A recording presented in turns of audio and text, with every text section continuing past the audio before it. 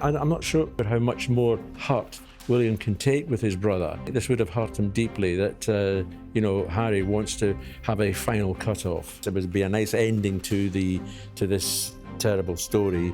It's just not going to happen. There's been a report this week that Prince Harry was considering changing his name to Spencer. Obviously, that's the name of his late mother, Princess Diana, and it would presumably mean that he was ditching the family name Mountbatten-Windsor, and obviously comes at a time where relations between Harry and the royal family seem to be at an all-time low. He ultimately decided against the move, according to this report, but the fact he even considered it sends quite a message. Yes, it does. And I think as well that this is another Harry not knowing what he wants to do. It was only, less than a month ago that he was pleading for a reconciliation with his father and his brother.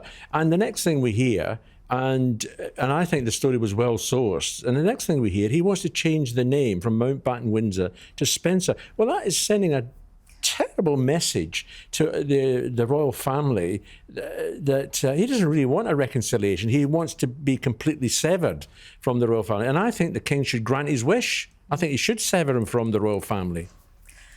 Yeah, I think this is really sad if this is true. We don't know exactly when this conversation happened, but it's reported to have been during a recent visit back to the UK. He was advised by his uncle, Earl Spencer, Diana's younger brother, that it just would be legally insurmountable to do so. And I didn't see this one coming. I don't know about you, Charles, because there's been so much controversy over the use of the name Sussex and whether or not they still have the right to do so. And Meghan saying, look, I'm a Sussex now. But that they might have considered changing their name to Spencer. Why? Is it to send a message to the royal family? Is it to say, OK, fine, you don't want to talk to us, then we're not a part of this anymore? Is it because he feels much closer to his Spencer relatives? They are the ones who turned up for the 10th anniversary Invictus service at St Paul's, for example. There weren't any members of the royal family there. Is it to honour his mother? Some more cynical commentators have suggested, well, it would be very good marketing in the United States to have the Spencer name, and Lilibet would then be Lilibet Diana Spencer. We know that Harry has ultimately decided not to take the name Spencer if this report is correct. But how do you think this whole claim would have gone down with Prince William, as it's his mother as well? I would have thought he'd have been furious when he heard it. I have to say that we don't actually know if this is a true story, but I believe it is to be true, because you've got to look at where the story came out from and who wrote the story. That is a very, very good royal reporter who wrote it in the Mail on Sunday, Catherine Griffiths, I think. Charlotte Griffiths, sorry, who's very well placed, and the Mail get away with an awful lot of good royal stories. And Spencer nor Harry have issued any denials, even through their friends later on, when other people have tried to follow it up. So I believe the story to be true.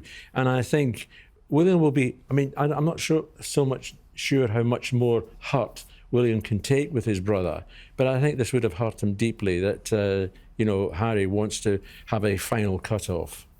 We're just going to do quick answers. Whoever wants to go first can jump in. We've just talked about Meghan discussing possibly going into business with Lily in the future. Which parent-child royal business would you have liked to see, or would you like to see? I think the ultimate would have been the late Queen and her mother, the Queen Mother. Handbags and headscarves, maybe. Oh, what a shame. I would have loved that. That's a good one. I would have... I'm against the working royals setting up any business at all with their children, because they don't need to. They have a job. Yes, they have a firm. They have a family firm. They have a family firm anyway. So it's all right for Meghan, because she's not a working royal, and what she does in America is up to her. And best of luck to her. Well, it's working in the hypotheticals, and we can dream. We can only dream of that duo. That is a good one, though. Should Harry and Meghan change their family name and move away from any royal connection entirely?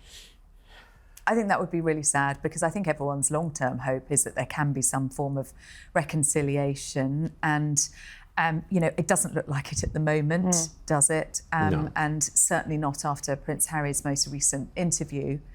But for the sake of the King, who, let's not forget, is continuing to undergo cancer treatment and is deeply saddened about that rift with his son, I think we do have to hope that there can be some form of rapprochement between them in the future. And for the children too, for Archie and Lilibet to know their roots. Yeah. Yeah, I do agree with Sarah on that. It would be really nice. It would be a nice ending to this terrible story, that they all get back together and sort of chunter off into the hills and holding hands like something from The Sound of Music. But it's never going to happen. It's just not going to happen.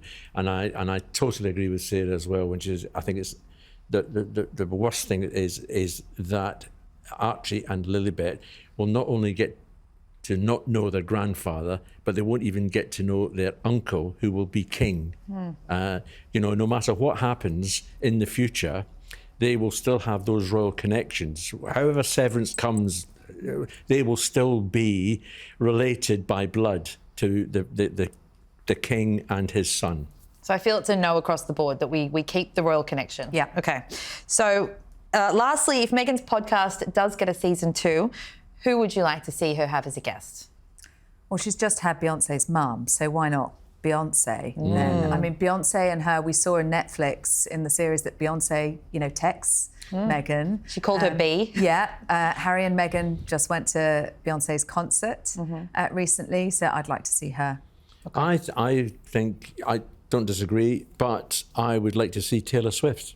That is the biggest name going. I mean, it'd be hard to say who's got more clout, Taylor Swift or Beyonce, but you get Taylor Swift on a podcast talking Box about office. it. Yes. It is box office, and talk about selling out in 45 minutes. You'd have been sold out in half an hour. Absolutely. So we'll move on now to our last topic. Staying on Prince William, though, he and Catherine had quite a scary incident over the weekend. An intruder broke into Windsor Castle, just yards away from their home, Adelaide Cottage.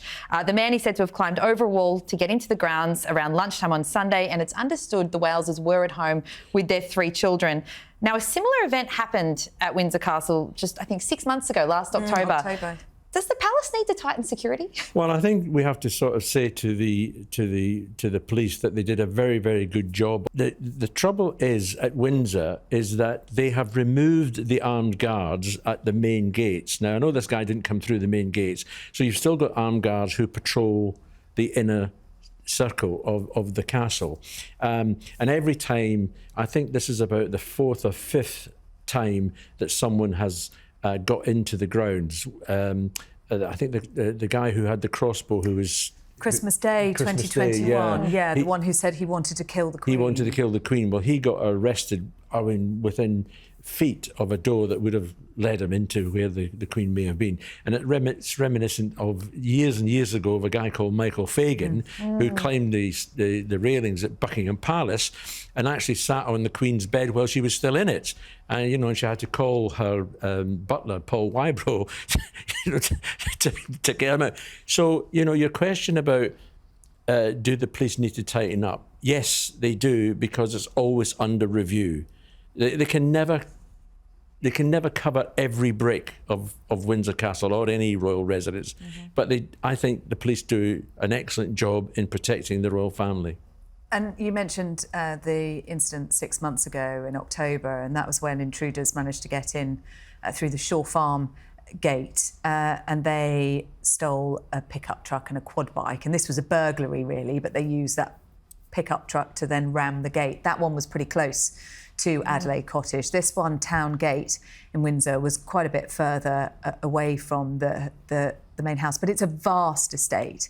There is a security cordon within the Windsor estate protecting most of the properties in it. Not, of course, Royal Lodge, where Prince Andrew lives, and that's why there's been so much controversy over his continued residence there. But, there have been a number of incidents now. And let's not forget that as Sarah says, that there is this outer ring of protection, but William, Catherine and the children would have had their own personal protection officers with them in any case.